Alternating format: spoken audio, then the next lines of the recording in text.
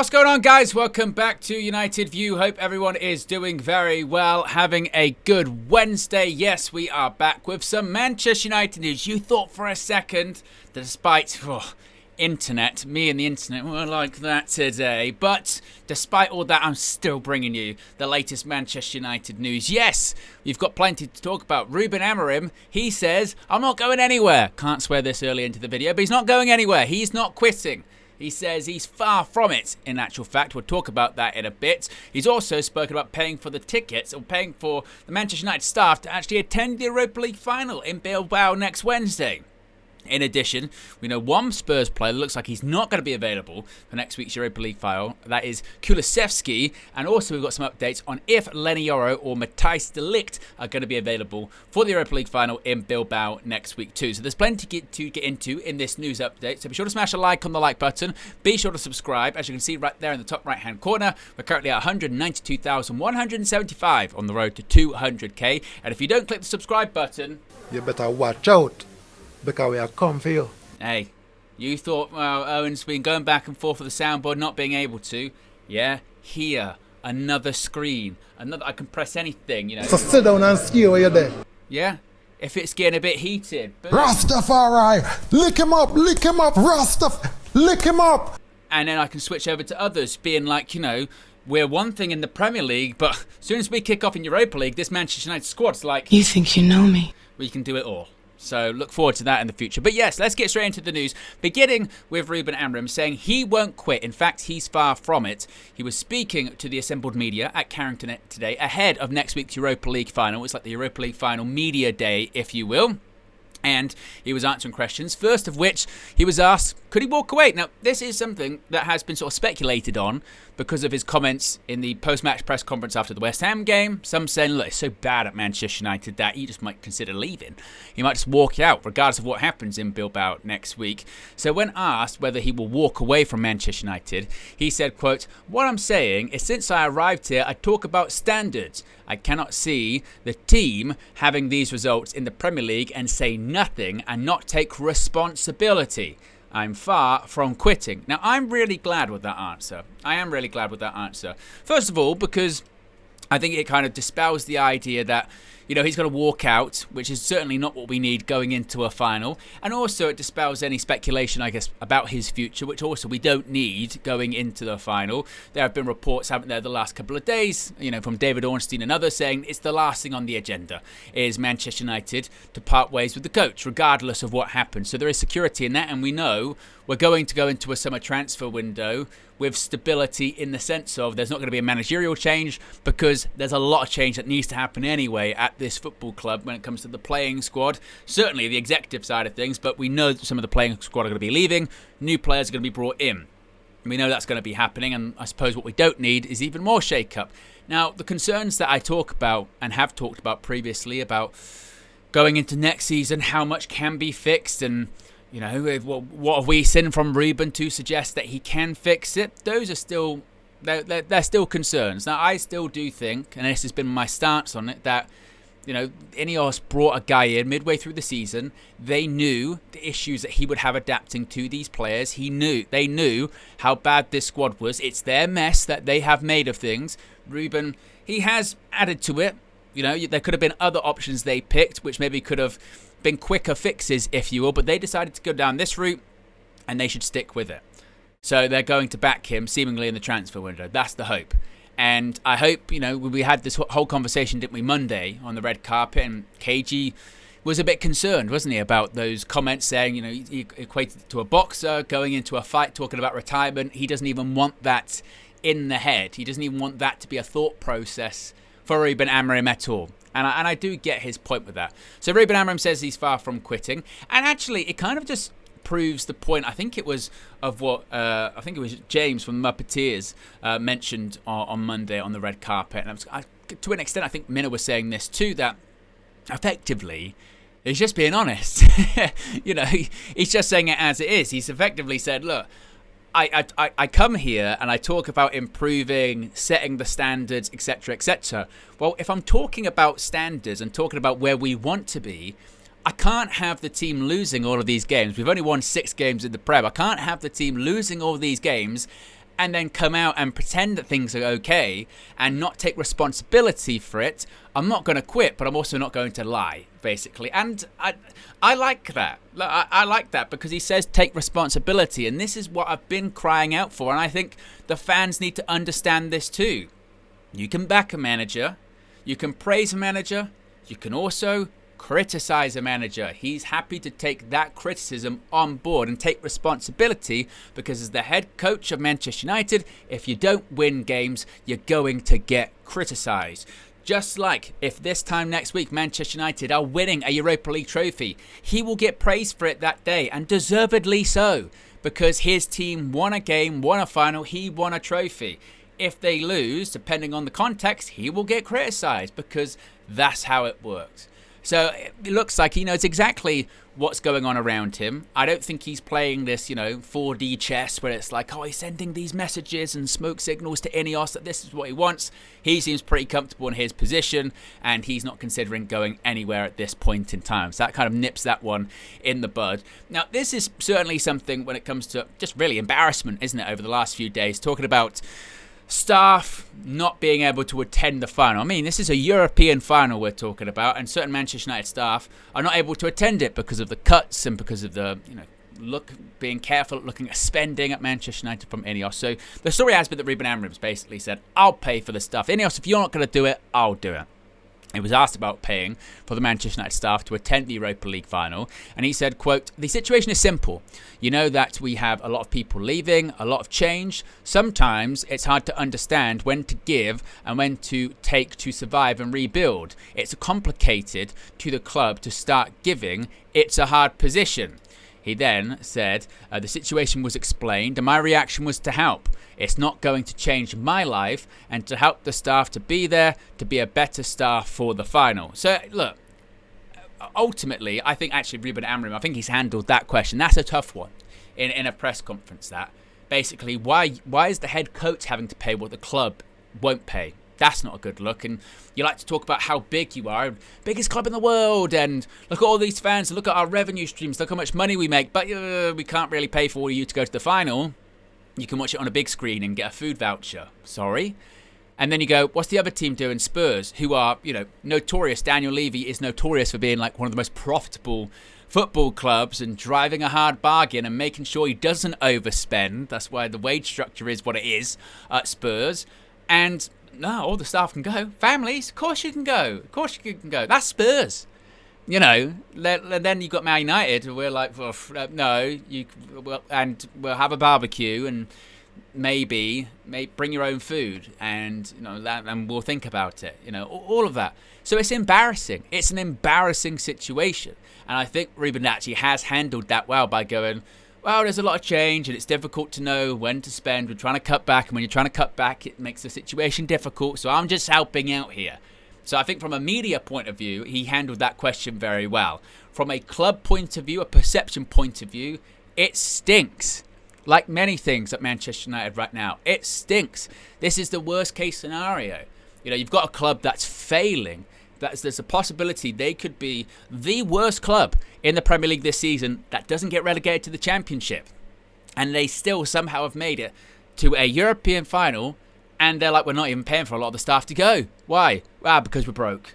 But we're kind of not broke, because we're paying a lot of people a lot of money, actually. And with the money that we're paying some of these guys, they're going to pay for the tickets. So in a way we are. Those big contracts, the wealth's just getting distributed here. We're moving it from this hand to that hand. It's just a mess. But that sums up Manchester United, isn't it? Financially, from an organisational point of view, we are a mess. And we have the head coach paying for tickets for the final, or paying for attendance for the final for the staff. So the staff are happier. It's mad. Absolutely mad. And it's absolutely embarrassing. And it's, you would hope, imagine this was just the height of our embarrassment. Well, at least we're doing well on the pitch. Well, we're not doing well on the pitch either. It's a mess. And it's almost like, because there's just, it's an overwhelming mess at Manchester United. Performance, results, finances, owners. It kind of gets lost how bad it is, but it's embarrassing. Like I said, it is totally, totally embarrassing. Credit to Ruben Amorim. Credit to, I know that other people in the Manchester United squad, I think Bruno and others, have also offered to pay for people to go because he's like, this is ridiculous. And the difference is he wanted to do it for the FA Cup final, and he was basically banned. If you go back to the interview that Flex did with Kieran Maguire a few months ago, he spoke about and it's come to pass here with this story, but he said, I've heard a lot of stories like that. I've heard a lot of stories with people within the club basically going, what's going on now is a disgrace. And yes, something needs to be done with spending, and yes, something needs to be done with cutting down, the size of the workforce, because it is bloated and it has been allowed to grow exponentially when it shouldn't be, and etc., etc., etc. That is true. But also, you're factoring on saving pennies here when you look at the playing staff. These are multi-millionaires, and a lot of them aren't worth the contract that they've got. Fix that and fix up the results on the pitch. You'll make more money. Take down some of the, don't squeeze out some of the most loyal supporters, people that have been season ticket holders for like 30, 40 years for the sake of we just got to get hospitality in to improve match day revenue. And you go, well, maybe as well, actually, look at your spending when it comes to transfer fees. What have you done when it comes to that? Fix that. So it's embarrassing, but Manchester United is pretty embarrassing at the moment. So continuing on to talk about the Europa League final and talk about our opponents here in Spurs, because they might be about a key player. Tottenham have confirmed today that Dejan Kulusevski has now undergone surgery on his right patella. And there had been stories and reports suggesting that Spurs thought that Kulusevski was a doubt for the final. There was, again, these sort of stories going out saying that he was a doubt, and they thought he's not going to make it, blah blah blah. And then Spurs put out the statement saying that he's had this surgery and he will commence his rehabilitation with our medical staff immediately, is what they've said. Now, he suffered the injury against Crystal Palace last weekend.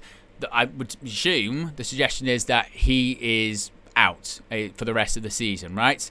But Spurs, they've not completely ruled him out for the rest of the season. Again, they've used their words quite carefully here. They've not ruled him out for the rest of the season and say he will commence his rehabilitation with our medical staff immediately. That is the words that they have used. Surely you would think you've undergone surgery. I mean, I suppose it depends what the procedure is, but you've undergone surgery on your patella, your knee. How can you play in a European final 7 days later? Even if he is somehow available to get involved, it would have to be, surely it would have to be just on the bench at the very least, that he comes on for 5-10 minutes. So that's a major blow for them, and that's a big tick for us. In the games that obviously we've played Spurs this season, which we've won none of them, Kulusevski's been a thorn in our side. And he's been one of their actually more consistent players that we've seen actually this season. I mean, you look at the game at Old Trafford. Kulusevski was on the score sheet, scored second that day in the game. That was the quarter-final of the Carabao Cup. He scored in that game as well. That was the 4-3. And of course, that other game was 1-0 as Maddison scoring. And actually, that was a bit of a dull game, to be honest with you. But in those first two games, he scored. So in a season which Spurs have been awful, just as bad as Manchester United. I mean, this is the almost hilarious thing, isn't it, about this Europa League final? It's two of the worst teams in the Premier League facing off against each other in a team that's not very good, not very consistent.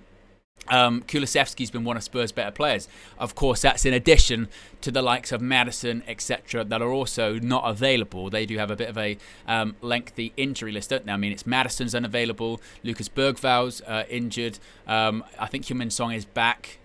He was back against Palace. He was out for a month with a foot issue, and of course they've got the injuries that they've still had. So. And it might seem shameless to be like, oh, you're talking extensively about your opponent's injuries, but we were doing the same thing against Bilbao when it was reported that both of the Williams brothers, weren't going to be playing in the return leg at Old Trafford. We were happy with that. I mean, again, we are not in the position. I mean, and again, it's embarrassing, but we are not in the position to be like, yeah, give us a fully fit, and 100% full strength Spurs team. We'll deal with them. Who knows? We haven't done it this season. We need every advantage that we can get. We are a different team in the Europa League. That is true. We just beat, the fourth best team in La Liga, 7-1 across 2 legs on aggregate. Not bad. So we are a different team than we are in the Premier League. But with the importance that is on that game, I will take any advantage I can get. I don't care with shamelessness. I don't care about VAR or that wasn't a red card, or you only rely on red cards and dodgy penalties and Manchester United and Bruno Fernandes. I'll have that. Yes, thank you very much. I'll have that because I'll also have Champions League football next season, and my God, this club needs it. I am not one of those people that's like, what's the point of being in the Champions League? We're not going to win it, because those teams that have just been promoted to the Premier League, do you think they think they're going to win the Premier League next season? No, but they're happy to be in it. Right? Why are they happy to be in it? Because of that, because of money, because it's good for them. They can grow from it. And for us next season, we'll have, if we get into the Champions League, what's it now, 8 match days or whatever it is in that league phase. That's a lot of money. And then who's to say we can't get through in the league phase? I mean, there's a lot more, different ways it routes in. Now, I'll take it. I'll take it. We need the money, and we also need the players. So any kind of dodginess or whatever, not an issue. Kulusevski injured, thank you very much. I'll take it. So that's some positive when it comes to the opposition.